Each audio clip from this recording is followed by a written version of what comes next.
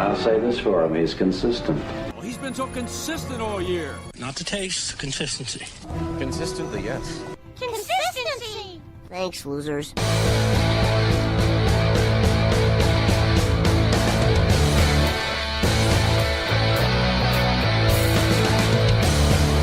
Well, welcome back here. We're here at the Fantasy Football Consistency Show. I'm your host, Bob Lung.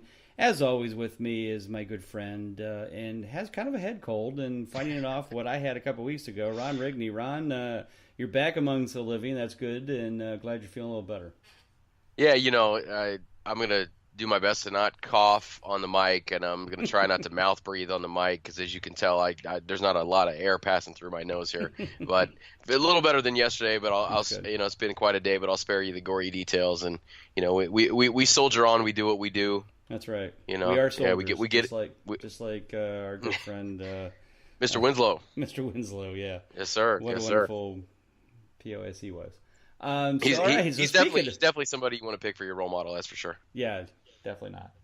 So we'll use that segue for bad tight ends to take a look at the consistent tight ends we have going on as we head into the 2018 fantasy football season, and we're going to break them down just like we've done the quarterbacks, running backs, and wide receivers over the last month and a half at least. We've been breaking them down a lot of stuff here, so we're going to hit the tight ends. We will get them all done tonight, I promise. So just 1 week for that, and then at the end of the show tonight, we have some special announcement about our next show and what's going to happen with that. So, Ron, tight ends, man, they've always been pretty inconsistent in the past. If you can get above 65% consistency, you're literally top 10. In fact, this past year, if you were Hunter Henry, who we're going to talk about in great detail tonight about why he won't be around for 2018, he was 10th in consistency and had a 57% clutch rate. That's not very good. So, I think the key we're going to talk about quite a bit tonight is trying to get those guys that are at least in the 70% or higher, which in the past was very difficult unless your name was either Kelsey or Gronkowski, maybe Olsen occasionally. But last year we actually had 6, if I'm not mistaken, 5 over 70%. We did have number 6 and number 7 at 69%. In my opinion, that's close enough. So we had a lot more consistency in tight ends last year than we really have had in the past. And because of that, I think it's very important that there's really about 8 guys that, in my opinion, the top 8 in ADP-wise are really crucial to get on your team. You've got to get one of them. Now, the good thing is some of these guys you can get in the 7th, 8th round, and we'll certainly talk about them, the ADP that they're falling out at. After that, there are some, guys that could provide some value, and because of where they're falling, getting them as late as you can, they might be, if you have a deep roster, you might be able to get some backup of one of these, or get one of these guys as a backup who could come in and become your starter. Not every league has that many bench spots that you're picking up backup tight ends, but again, depending on what you're looking for, you might be able to slide a few of those in. So, Ron, let's get started with the guy who almost every year, is the number one, especially ADP-wise, he's always the number one tight end, and that's our favorite party animal, Rob Gronkowski. So far, so good this offseason. Hasn't done anything dumb. Hasn't fallen off any tables in Vegas or anything else he's normally done in the past. Just Gronk being Gronk. But I think the most amazing thing this year, and tell me your thoughts as well, is for the first time, I think in 4 years, Rob Gronkowski's ADP is not in the first round. That in itself is amazing to me. Now, I'm not saying he's still worth being picked as the 23rd spot overall or at the end of the second round. I still don't believe he's worth that. But he's at least finally getting closer to a decent value ADP-wise and draft-wise. But I'm still not doing it because 79% consistency last year. Yeah, he was ranked second in that. He was second in overall points. But, there's guys at 75% consistency that are being drafted in the 8th round. So why would you take that chance having to draft Gronk in the 2nd round? Now that he's fallen all the way to the end of the 2nd round, are you going to draft Gronk that high? And what are your thoughts?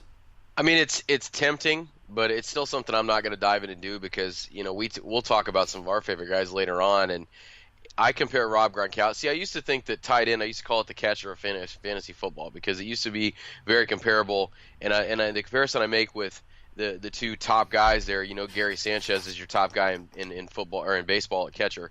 Gronk's your top guy at tight end for so many years. There's a couple guys behind him, though, that I think are closing the gap and I think are going to be better value. And then I think even if you wait longer down around that, tight end 7, tight end 8 range, you're getting some of our favorite guys that, end up being our most consistent guys over Gronk. Now, the thing with Gronk is, too, though, even in the 1st round there for a few years, you see him sitting there and you think about the advantage you get at that position, because he is such a good athlete, because he can stretch the field with his size. He's got good hands for being 6'6", 260, and he puts touchdowns on the board. But you also run, that injury risk that he always has. Now, he did play, 14 games last year. He missed a couple, and he for the most part, he's been fairly durable in his career. But he's got a couple seasons where, he's missed some pretty significant time. And the thing about it is, you can't predict injuries, but when a guy has that kind of in the background, that just adds to me another reason why I'm not going to take a tight end in the 1st round in the past. Now, the end of that 2nd round, it's going to depend. I mean, every draft is different, but it's going to have to be really bare as far as on my draft cheat sheet for me to take Gronk at the end of the 2nd round. But I don't really see a scenario where I'm going to spend that high of a pick on a tight end. There's no way. Right, I agree. And then right behind him, and this is obviously the closest I think I've ever seen Travis Kelce to Gronkowski in ADP. Usually it's at least a round or even 2 or 3 different.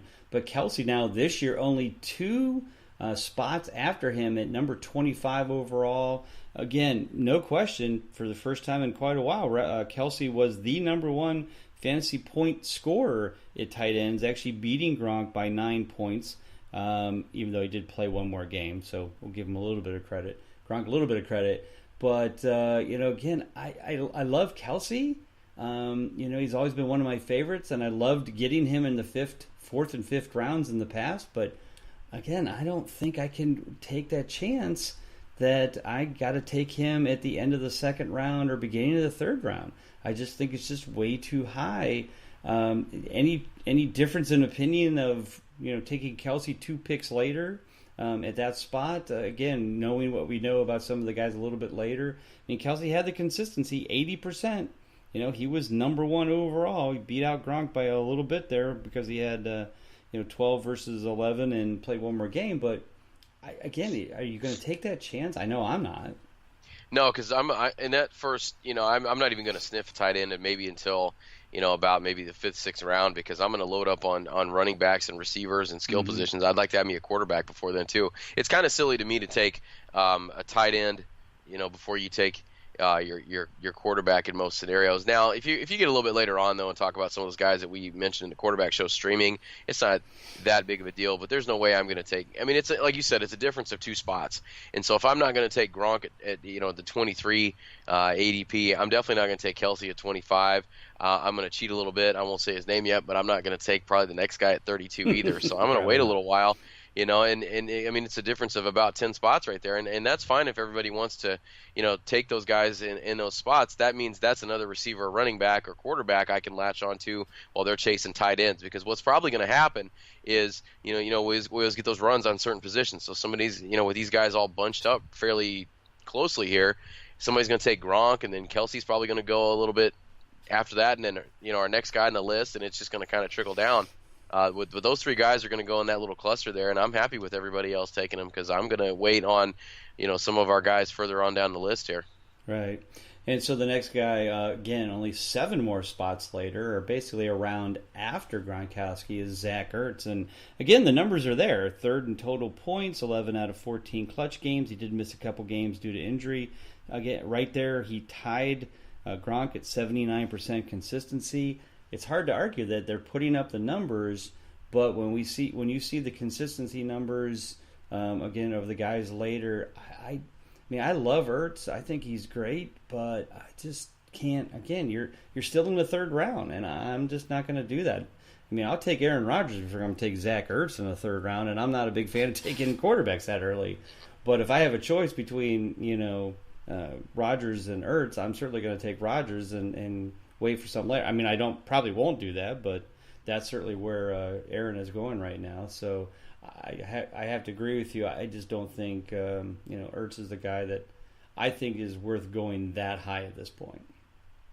No, like I said, when Gronk goes, Kelsey and Ertz are going to go pretty soon after that, so you can kind of plan your strategy around that too. But I mean, you can't, it does give you, when you get one of those three guys, I mean, to kind of play devil's advocate here, it does give you a decent advantage at that position when you have one of the top three guys. But when you go down and look at a lot of the stats, I mean, total points, it's not all that, those guys are at the top, but then once you get towards the bottom there, kind of like what we're always talking about, the consistency model. You want guys scoring every week, and so there's a lot of consistency to be had later on. But like I said when we talked about Kelsey, I'm going to let the tight end run happen, and I'm just going to sit back and kind of capitalize on what other positions are out there. Like you said, if Aaron Rodgers is out there and everybody's running for a tight end, that might be the direction that you go.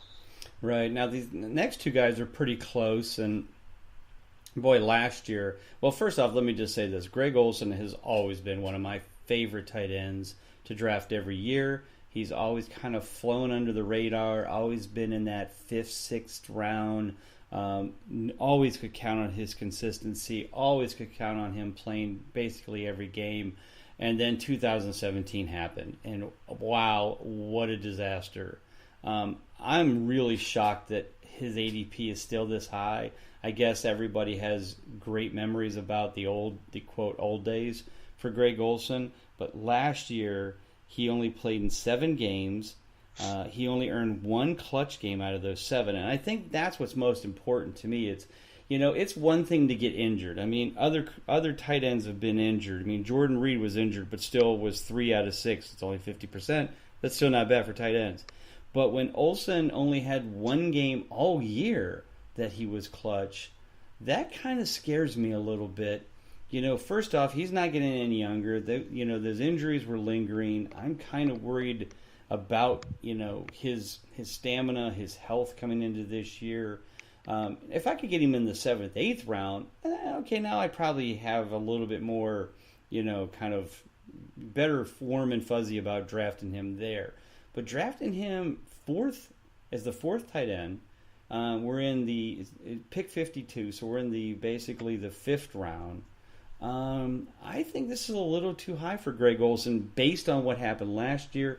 I don't think he rebounds to get back to where he was even a couple years ago. I think he's on the downfall. As much as I've always loved Greg Olsen, I don't think he's going to be on any of my teams this year, tight end wise. Yeah, same here. I've always been a huge fan. He's a Miami guy too. I'm a Hurricanes fan too, so root for those guys. But he's one of the biggest wild cards to me on this list, and it doesn't do any. It doesn't build my confidence in him at all. When at one point in the offseason, he was talking about retiring and heading to the broadcast booth. So that gives me a little bit of pause as well. But also too, I don't really know about the Panthers passing attack outside of Christian McCaffrey. Especially in a PPR Funches format. Isn't bad. No, Funches is a wide receiver 3 for most teams. Yeah. Well, and the thing is too, when you're getting a wide receiver 1 on a team, it's still worth owning in most situations too. So I don't think it's going to be terrible, but we still have our favorite quarterback in the world thrown to these guys, and so their consistency feeds upon his consistency, which isn't always there, and so.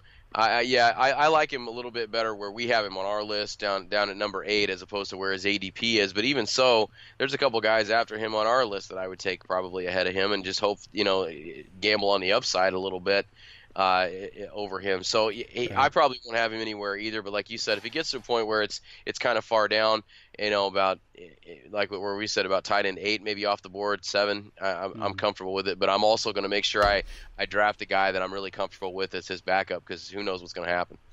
Right. I think what, if anything, maybe came out last year with Olsen, and maybe you brought up McCaffrey, and it kind of like a little light bulb went off for me. But all of a sudden, it was maybe McCaffrey is stealing Olsen's usual, looks in the passing game, because they never really had that back coming out of the backfield. It was Jonathan Stewart, Olsen, and then whatever wideouts they had.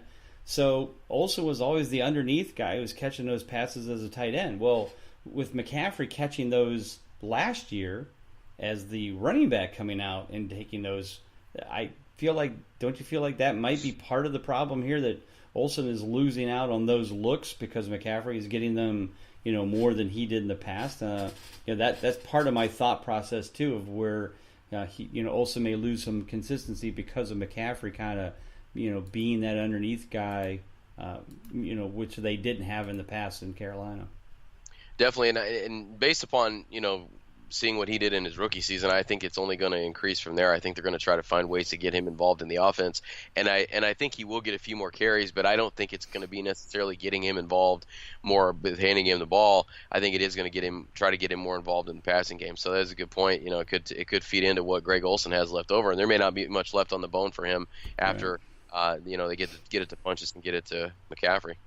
Right. So this next guy, I think, is another guy that I'm kind of still on the fence. Now, as we mentioned, in the tier draft list that will be coming out with the Fantasy Football Guide here in a week or so, I moved Greg Olsen to number 8 overall. So obviously at tight end 4, it's way overvalued for me. I have Jimmy Graham at number 4 right now. He's at 5 here. So, he's kind of at the value, but not every day, I have these moments where I just kind of look at that and go, would I really pick Graham before I would wait and pick the other guys later? If he's sitting there in the 5th round, am I really going to take that chance? And again, just like Greg Olsen, I'm a big Jimmy Graham fan. I had him last year in a lot of leagues. He certainly was very helpful. He was 7th in total points, 9th in consistency. He certainly was a fair value last year. But again, I look at that and go, well, 9th in consistency, and yet here he is in the 5th round, and he's 5th at tight end. Am I overvaluing him as much as they are? I don't know. What are your thoughts on Jimmy Graham? I mean, he goes to Green Bay. They really never been one to use their tight end, at least not for a long time. I think Jermichael Finley was the last relevant tight end for a whole season in Green Bay. They did lose Jordy Nelson, so I can see Graham filling that role. Am I overthinking this? Or is Jimmy Graham probably going to fill Jordy Nelson's red zone, 3rd down role where he needs somebody to rely on? He's going to go to Jimmy. Rodgers is going to go to Jimmy like he would have done for Jordy. See, he's the guy on this list that I'm the most back and forth on, because I'm kind of like you. There's days I look at this and I'm like, man, he really is in a good spot with one of the best guy in the league to do it at the quarterback spot. And I think one of the things that Aaron Rodgers is one of those players that he lifts everybody up around him, and I think that he expects greatness, and I think that rubs off on everybody else because they follow. He's a true leader, and so I think that's going to kind of happen with Jimmy Graham. But there's been times where we've expected big things out of Jimmy Graham, and he doesn't pop up. I know there's a couple times last year that that Colby and I had him in our consistently cashing for DFS, and he was a no-show. And there was a couple times we had him in there where if he hadn't scored a touchdown, he definitely would have been a complete bust for that week. So I think that he will fill that role that Jordy leaves behind in the red zone, because one of the things I'm thinking about is you mentioned Jermichael Finley, and I'm trying to think of all the tight ends they've had since then, with the hodgepodge of guys they've had in there, it seems to me though whenever I watch the Packers, you have these random tight ends that'll catch a touchdown here and there. They might have one catch for 3 yards, a touchdown. They've never had a guy of this athleticism, this caliber. So I think that. I think 10 touchdowns, I don't think that's a stretch for him in that offense, because he's got some shoes to fill. There's going to be some opportunities, for him to get the football. And so, I don't know. I feel like I'm almost kind of talking myself back into Jimmy Graham. That's exactly where I'm at, too. I'm kind of like, I get that. So now, I'm back on this side of the fence now. I'm on the good side of the fence now. So, I again, I think he's just one of those guys that's like, I want to believe. But remember when he came out of New Orleans and went to Seattle and everybody still had him up there, and he just totally took a dump that year, and it's like, man, that was Russell Wilson, and why would they have not, but it seemed like they just didn't use him. it wasn't like he performed poorly. It was like they didn't even put any plays in the offense for him that year. And then after a couple years, they kind of realized, oh, hey, this guy's pretty decent. I don't think you're going to see that with Aaron Rodgers. He's smarter than that. He's going to throw to whoever's open, and if Jimmy Graham's open, he's getting the ball whether that play was meant for him or not. So, yeah. So check, I think check back with me in a couple days, see how I feel on him. See, right now, I think I'm all in now.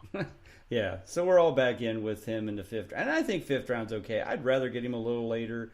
We'll see where he really falls out in drafts. But in fact, I was going to check the draft board whenever they did the SiriusXM draft.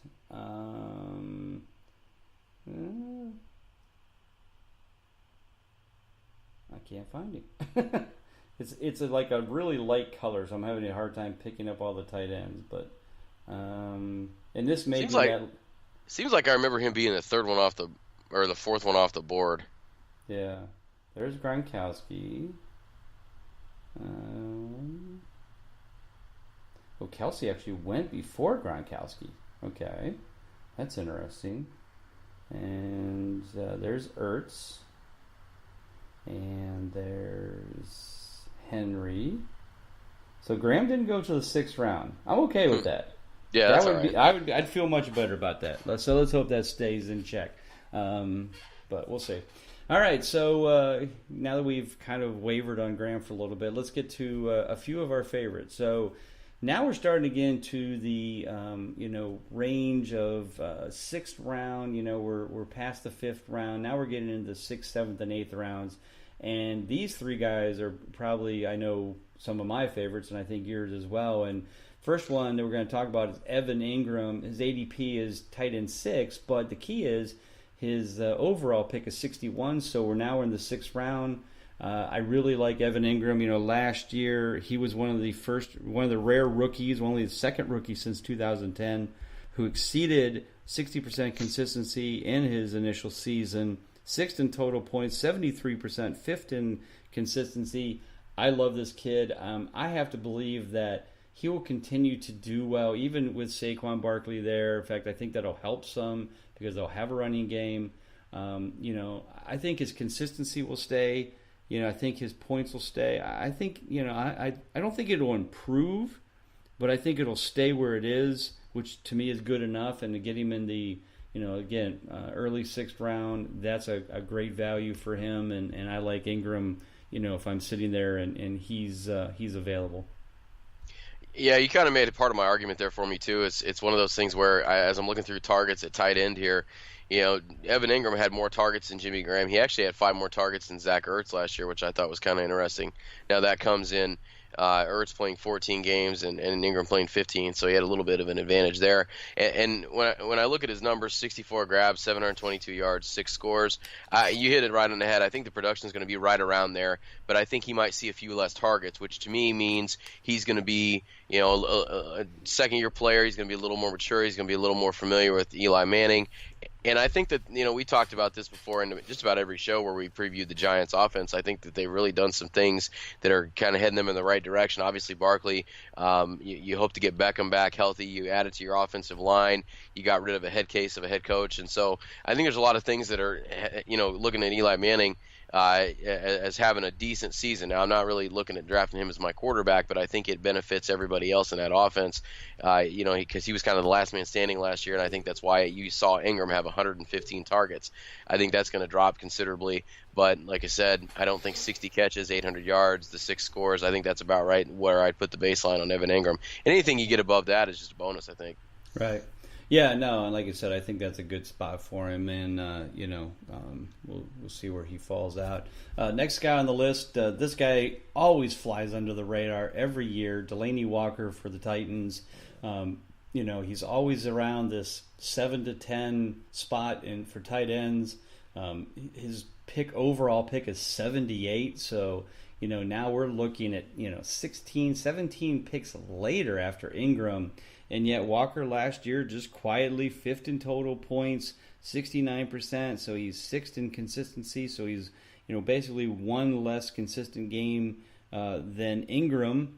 and yet he's basically almost 1.5 rounds later. Walker's and this was with a mess of an offense last year in Tennessee. I mean, their running game was on and off. Their passing game was dismal.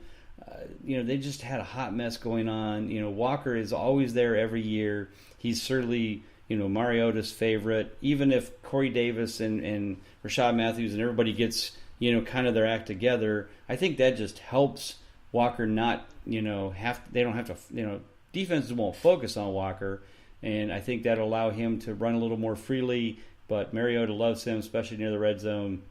Walker's in a good spot at pick overall 78. What are your thoughts on Delaney? Yeah, he's kind of like that security blanket that's always there. He had another guy over 110 targets, 74 grabs. I like to see him get a few more touchdowns, so I'm hoping that maybe they can get a little bit more of a threat at wide receiver, so that might take a little bit of the heat off him in the red zone. Mariota maybe get him in the end zone a little bit more, but yeah, I love him there. I mean, when we look at our draft list here, we have him sitting there at tight end 6. I'm perfectly fine with that. I think that's right where he needs to be. Because we're kind of in, like you alluded to earlier, we're kind of in this range where we have some of our personal favorites right here in this range here, and he's definitely one of them. He's definitely a guy that he's not flashy, he's not exciting, but he's just he's kind of the epitome of what we do here with the consistency model. Right.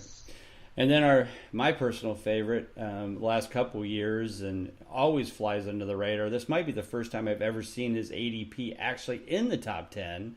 But that's Kyle Rudolph for the Vikings. Back-to-back seasons of 75% consistency with just a complete hodgepodge of quarterbacks at the helm. And now we bring in Kirk Cousins, who, if you remember, was had certainly a man crush with Jordan Reed at tight end. So he certainly loves to throw to tight ends.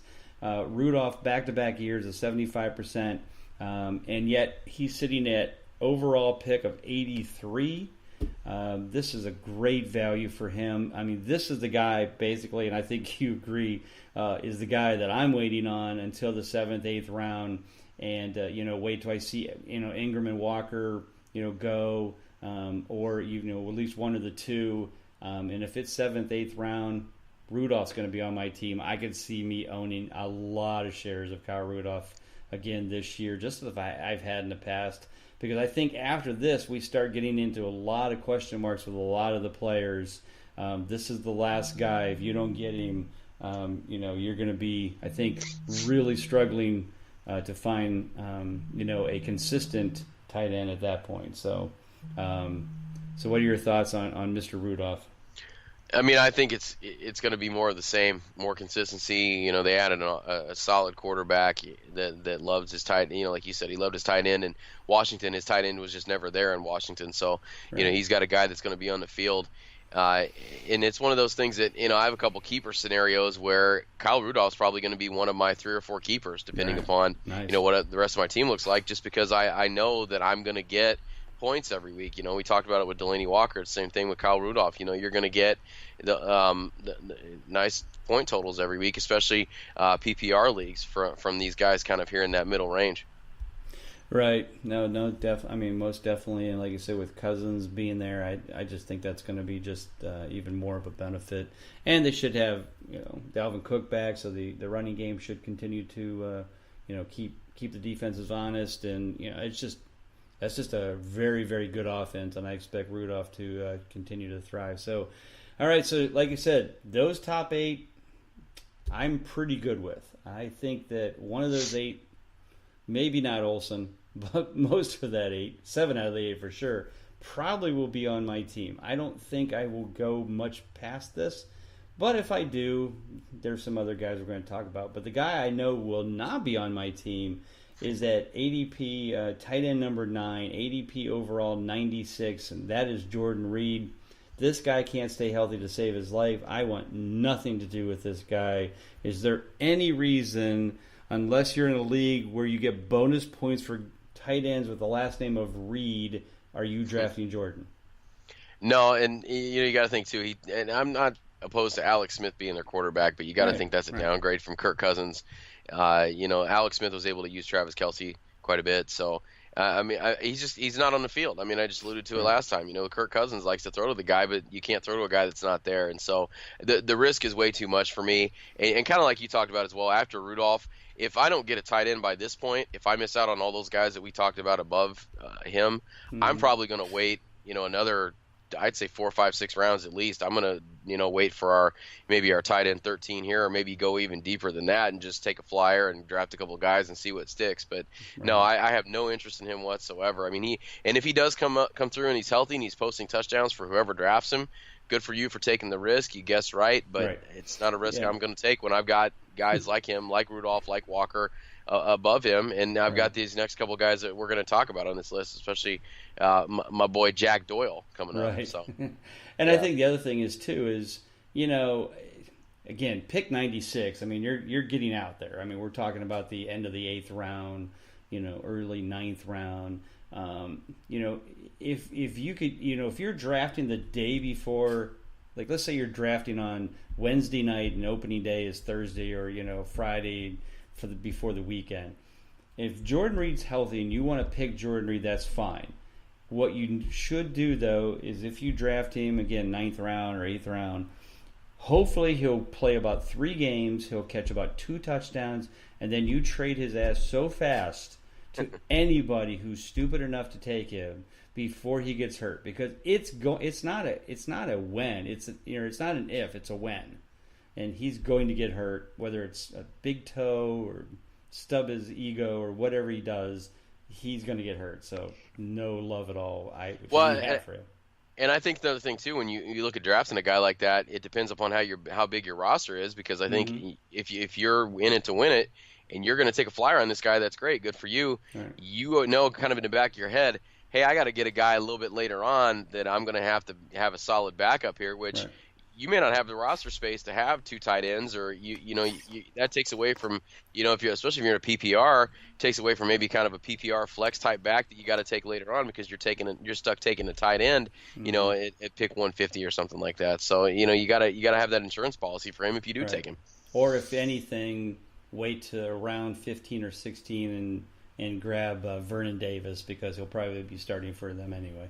So the next guy certainly is intriguing because he really hasn't played a full season and he's on a new team. He's got some, like I said, I'm intrigued. He is ranked in the top, tight end 1, so top 12. This is Trey Burton. He was the backup to Zach Ertz in Philadelphia. He gets signed by the Bears to be their starting tight end. Certainly had some very good games in replacing Zach Ertz when he was injured. But he's in Chicago. We don't know how they're going to use him. Are they going to use him just like Philadelphia did? Is he going to get 3 targets a game? Is he going to get 7 targets a game? We really don't know. So to me, like you said, this is why I don't want to wait past tight end number 8, because there's some value. He's only, overall pick is 1 more after Jordan Reed. To be honest with you, if I had to choose between the 2, I would definitely take Burton over Reed, just because I'm pretty sure Burton usually stays healthy. What are your thoughts on Trey Burton? Do you like it? Do you see some value there? Are you going to take a chance on him if need be? Maybe in a best ball league, a deep best ball league, would you take a chance on Burton at that ADP? What are your thoughts on Burton? At that ADP, no, I'm gonna wait a little bit. And now, if he falls around, pick 120, pick 130, I might take a shot with him there.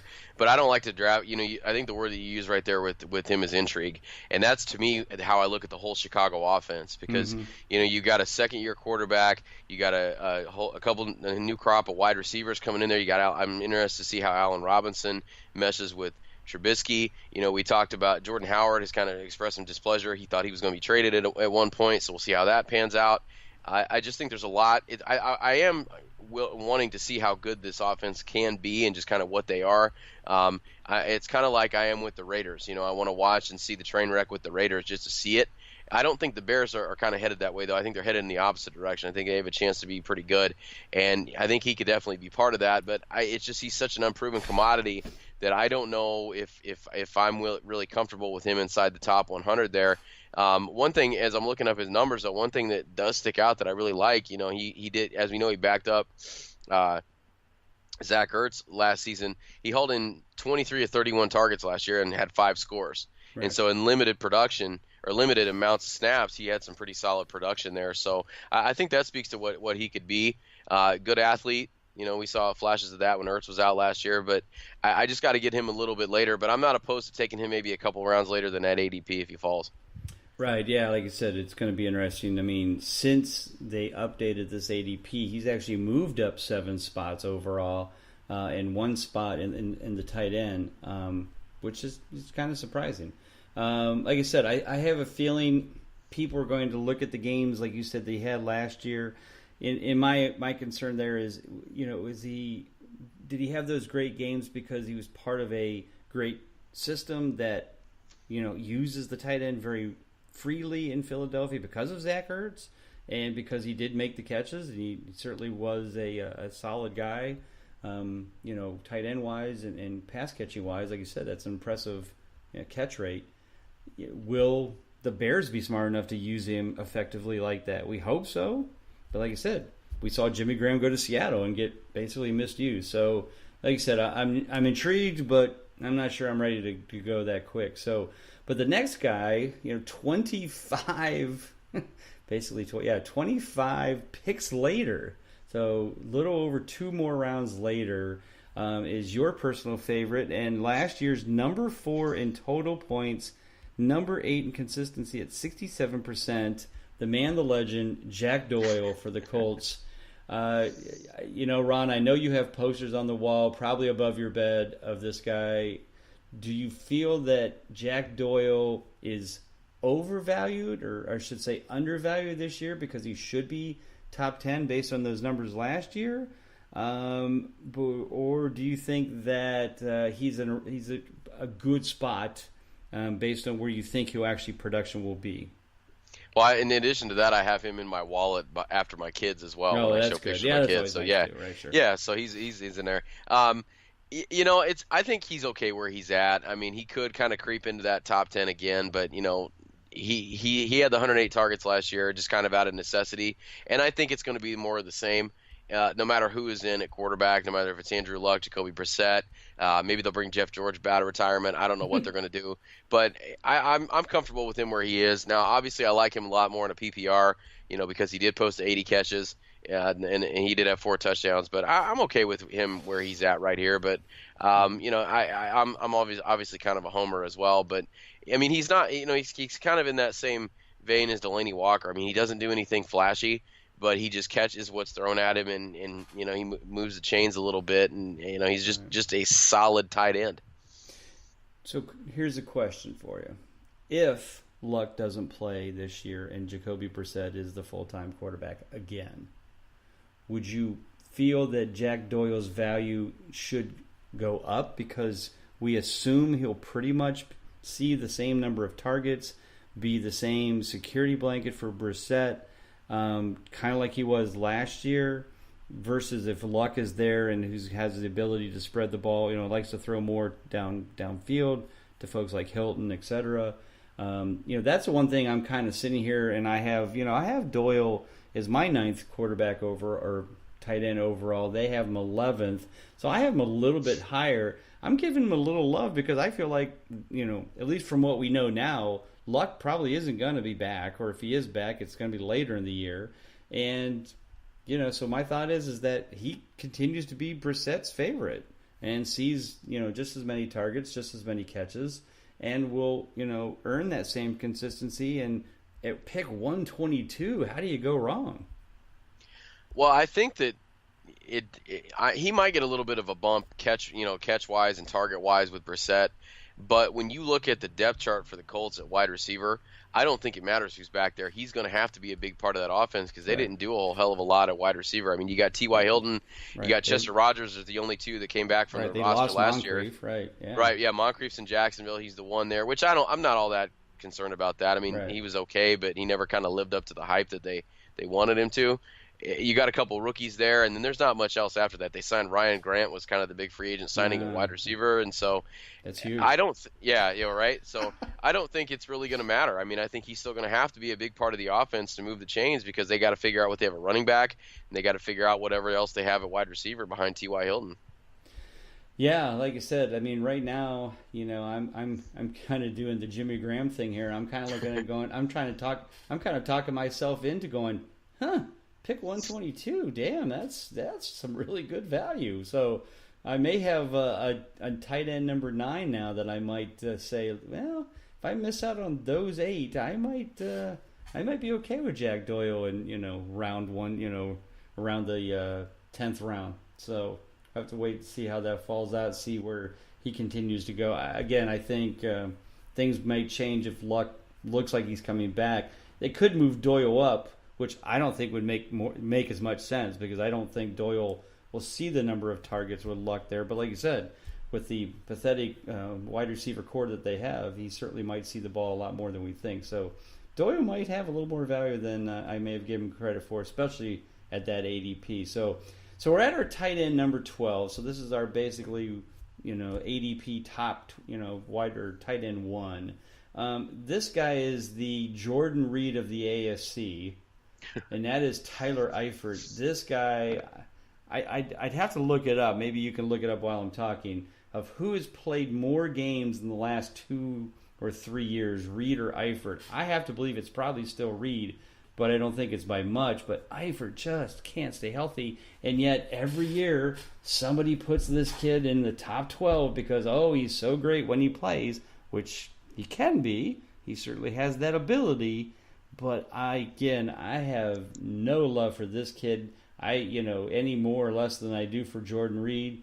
You can't stay healthy for at least 10, 12 games out of the year on a consistent basis. Why in the world would I risk putting you on my fantasy team? I will have no shares of Tyler Eifert, regardless of being at pick 130 overall. Yeah, no, and I'm just kind of going through the games here, and I'm trying to compare between the two. But yeah, no, because I'm interested in it as well. Because you kind of beat me to it there. I was going to call him, Jordan. I was going to originally call him Jordan Reed Light, but he actually might be more Jordan Reed than Jordan Reed is, if that makes sense. Yeah, exactly. I'm looking through here. Yeah, the games that Eifert has played the last few years are just there's nothing there. I'd almost be more comfortable in that offense taking Tyler Kroft later on instead of Tyler Eifert. Make sure you get the right Tyler there. But that whole pass offense kind of scares me as well, but beyond AJ Green, Oh yeah, so Reed has played a lot more games actually. Yeah. Reed. Yeah. I'm looking at. Oh well, that's true. I'm not including 17 because 17 was obviously pretty light. But Reed had played 26 games between 15 and 16, and then I think he had 6. So that's 32. Eifert played 21 games in those 2 years, and last year did he play at all? Well, since 2014, he only has. Let's see what he had. Well, he only played 14, one game. 22. Yeah. He's only got 24 games played since 2014. Yeah. So he's even worse. So yeah. Jordan Reed is Tyler Eifert light. Yeah. That's how bad Tyler Eifert is, kids. And we thought Jordan Reed was the epitome. Nope, Tyler Eifert wins by a landslide. So, yep, I want nothing to do with him. So let's talk about the guy at 13 because, in my opinion, I think he's 12th in my group anyway. Actually, he's 11th. I have Eifert 12. I might move him down and move some people up. Problem is I don't know who to move up because it's garbage. Right. It's real garbage. But this is a guy that we both like. I think is a good sleeper. He's at pick overall 139. So really good value for this guy. And that's George Kittle and Bits from San Francisco. He's tight end 13. I have him at 11. And for this reason, last year, at the end of the year, when Garoppolo was quarterback and Kittle was starting, 3 straight clutch games at the end of the year, definitely has a good rapport with Garoppolo. I think this guy will easily be a top 10. Again, if I was, reordering, like I said, I have him at 11, so, I could move him up. In fact, I have Reed at 10, so that's going to change too. So Kittle's going to go up to 10 without question.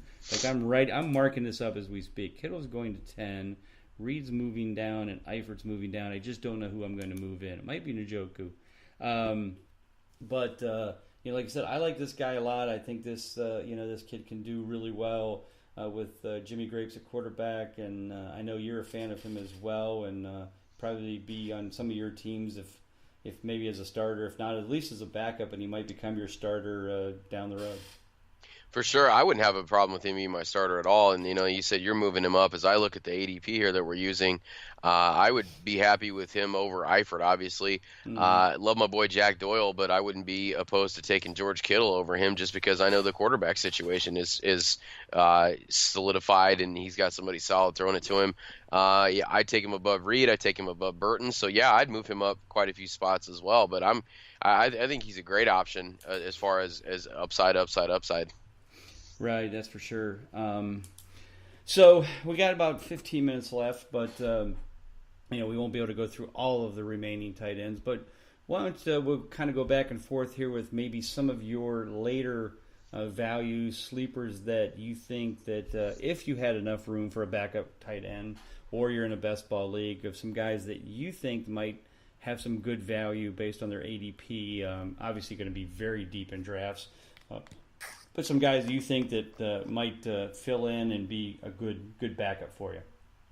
Well, one guy that he's usually on my list of guys that I just cannot stand, and he's kind of made it off that list because I think if he can keep his head clean, he's going to be a solid add for this team just based on everything else they lost, and that's Austin Seferian-Jenkins. And he's a guy that I definitely wouldn't. You're kind of in some dire straits there if you're drafting him as your tight end one. I don't think he's going to give you that kind of production. But there's a couple guys on this list that they're ahead of him that I'd probably bump him up above. But with Jacksonville, they brought Blake Bortles back. They lost their top two receivers. Production's got to go somewhere. I know we mentioned they brought in Moncrief, and they do have some solid guys there that are left over. They got Dede Westbrook, there as well. And so. He's a guy that I think he fits well. He's not going to have huge production, but you look at his numbers from last year in New York. He's 74 targets. I don't know if he's going to have so many targets, but he's kind of like what we talked about with Evan Ingram. It wouldn't shock me that if he put some of the similar numbers together that he put together with the 50 grabs, didn't have a lot of yardage, 357 and 3 scores. So he was useful. He's kind of your bye week fill-in guy, I guess. But if I do have a roster that's deep enough to get a backup, he's a guy that I might consider because I do like the situation that he's going to be in. Right. No, I agree. Definitely has some potential there. The guy, a couple guys that I like. The interesting thing is, I wish I could just combine O.J. Howard and Cameron Brate and have one tight end in Tampa Bay, because I think if you look at them last year, they combined for 14 clutch games. I mean, we had 8 from Cameron Brate and we had 6 from O.J. Howard. I don't know if any of them. I think there was only 2 weeks where they were both earning them in the same week. So, but the problem is which one are you going to draft? Because Howard certainly had the better second half when he had 4 out of 7 clutch games, which of course means Brate had the good first half. So it's a shame because they both could be, if they were just one starter only, could put up some decent numbers, but it's just too hard to predict. Brate certainly is probably the leader there and will see the most targets, but I'm just kind of afraid that could change. And, at this point, I'm probably not going to pick either one of them. But a guy that, again, I think has some potential to move up is, David Njoku in Cleveland. As a rookie last year and on a pretty messy offense with some pretty bad quarterbacking, Njoku really never got, into the flow there. I have to believe that while I don't think he's going to set the world on fire numbers-wise, with the new offense around him, I think it'll allow him to maybe showcase some of his talent. Maybe some good deep routes, seam routes. Be the end zone target for them. I could see him moving up and being maybe closer to the top 12 in consistency, which again is 57%. It's not great, but based on last year, he certainly didn't have that great of a year. He was 31%. He was 5 out of 16, but he did earn a few of those in the second half. So we got to believe that Tyrod Taylor is a new quarterback. He used Charles Clay a lot in Buffalo, so I think Njoku might have some value there. Again, I'm not, if there's enough room for a backup tight end, I might grab him. Best ball league, I might take a shot with him. obviously, especially if it's one of those leagues where you've got the 1.5 for receptions. But I think he's got some potential to have some value, in the Browns' kind of newfangled offense for this coming year. You got any more that you would like to kind of throw out there as some other guys that you have some positive thoughts about? Well, I want to throw probably my deepest one out there because I want to make sure I get him in. And it's a guy that, is flying under the radar. He got drafted, 2017, missed all of last season. And that's in Denver, Jake Butt. So, it's one of those things where they get Case Keenum, kind of talked about this a little bit off air. It's a very similar situation with the wide receivers. That one thing that's missing is the tight end, because we knew the rapport that Keenum had with Rudolph last year. To me, they resemble each other very closely. They're about the same size. The play style is very similar to me. And our guy Jeff Heuerman there, I root for him because he's another one of those hometown kids from Barron Collier High School here in Naples. I love to see him succeed, and he's the number one guy right now. But I don't know if if it's going to be his job. And so Jake Butt is a guy that if I'm waiting, and I got to pick there really late in my draft, he's a guy that I'm taking a flyer on all day long just because I think it sets up very nicely for him to kind of show what he is. He's kind of one of Jim Harbaugh's guys, and that says a lot to me. We know how quirky Jim Harbaugh is as far as eating his Fruit Loops with grape Gatorade or whatever it may be. But when he's got a guy like that he relies on that heavily, that says a lot to me as well. So he's a guy that I'm definitely targeting if I have the roster space to have him because I think he might pay off. It may not be early on. He may have to familiarize himself a little bit, but he has had a year to kind of study up and familiarize himself with what's going on in Denver. But guy that has upside written all over him. Well, and as this article says in the last sentence, a healthy Bud could greatly help the Broncos offense, and don't we all? So we could just do Bud jokes all day. It would be fantastic. We could. Yeah, I can honestly fill an hour podcast with that. Yeah, if we I had could. to, so. Yeah, it said something about it said Bud should be great this coming year. Well, is he or is he not? We want to know.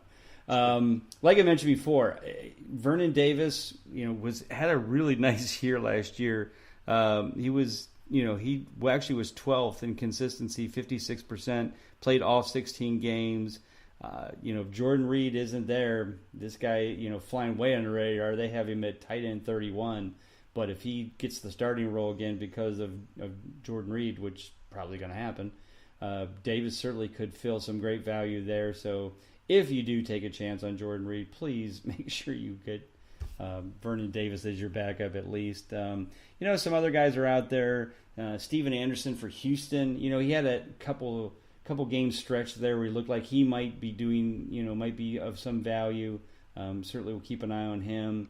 They're talking a lot of positive stuff about Mike Gesicki in Miami. I found it interesting because they said, Adam Gase loves to use his tight end. I'm like, well, he had Julius Thomas and screwed that up badly. So I don't know how in the world you can sit there and say that he loves to use his tight end, but we'll see if he uses him a little bit more. I'm not holding my breath there, but certainly has possibility. And then speaking of rookies, Hayden Hurst coming into Baltimore was a late first round pick or early second round pick for Baltimore, but they certainly love to use their tight ends, and he could be of some good value too. And he's at pick 182, so he's certainly way down there and has some possibility as well. Any other guys you want to throw out there before we kind of close up and talk about some other upcoming issues? My only other one, just real quick, and I won't say a lot about him because I mentioned him earlier. When you look really far down the list, Tyler Kroft's a guy that is going to get some playing time, based upon Tyler Eifert probably getting injured. So it's kind of the same thing, like you said, for Vernon Davis. Later on, if some of your favorite backup guys here are off the board, you might grab him. And another guy I'm going to throw out real quick because he kind of seems like, the tight end is kind of the missing piece for this team.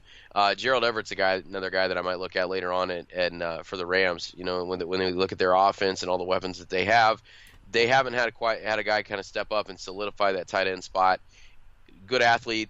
Everett could be the guy, so he's another one that you could take a flyer on later on. Good call. So I think overall, like I said, we're looking at the tight ends. We pretty much have identified a minimum 8, maybe a couple number 9 and 10 there that we threw out in Kittle and Doyle that could fill. But we feel like the value is really after the 6th round. Ingram, Walker, Rudolph, Doyle and Kittle certainly based on their ADPs could provide some nice value. And especially those guys that in Ingram, Walker, and Rudolph could pretty much and did last year match or be pretty damn close to matching the consistency that Gronk, Kelsey, Ertz, and those guys put up. So I think that's pretty much our consensus here. Is we're kind of telling everybody, this is, as always, pretty much this is the year to wait to that 6th, 7th round, maybe 5th if you wanted to grab Jimmy Graham, but drafting the other guys way too early just doesn't make any sense. I mean, 2nd, 3rd round is just way too early. So, all right. So as we're wrapping up tonight, we're going to talk a little bit about some upcoming exciting news, and that is that the 2018 Fantasy Football Consistency Guide will be done and will be out in published form on June 1st. If you like to go and pre-order that, you can do that on Amazon. That is for the Kindle version, though. So if you wanted the printed version, just wait another week or so. It'll be out June 1st, and looking forward to that. Obviously, Ron, you've read a number of the articles, and especially a lot of the consistency profiles that I put together. What are your thoughts on that? And are you as excited as I am about the book? I'm always excited because I wrote it, most of it. For sure, yeah, no doubt. No, it's one of the things I like about the book. Ever since I read it, last year as well in depth the year before, is I like the fact that it's very to the point. It's very direct. It does a nice job of kind of setting up. We did a podcast a few weeks ago about just kind of what the consistency model is. We've got that still in the book as well, just kind of explaining what it is and what it does and what it's going to mean to your team.